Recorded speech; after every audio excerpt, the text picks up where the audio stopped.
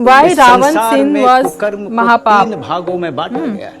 पहला पाप जो आदमी कभी जाने कभी अनजाने में करता है, उसका निवारण प्रायश्चित करके, माफी मांग के और किसी और तरीके से भरपाई करके हो सकता है। दूसरा कुकर्म अति पाप के रूप में जाना जाता है, जैसे हत्या, अपहरण और जघन्य अपराध, उनकी भी कुछ हद तक माफी संभव है। मगर तीसरा कुकर्म महापाप के रूप में जाना जाता है, जिसकी कोई माफी नहीं है।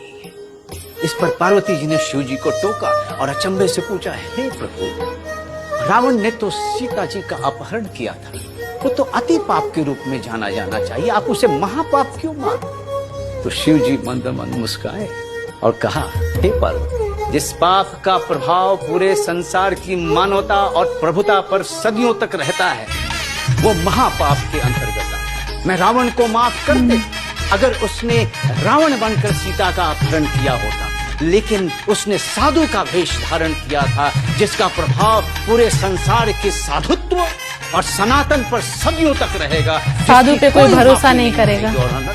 सही बात है, बिल्कुल महापाप के कैटेगरी में इसीलिए शंकर जी ने डाला, क्योंकि उन्होंने भेष धरा किसका? एक ऐसे व्यक्ति का वेश धरा जिसपे सभी कोई आंख बंद करके भरोसा करते थे।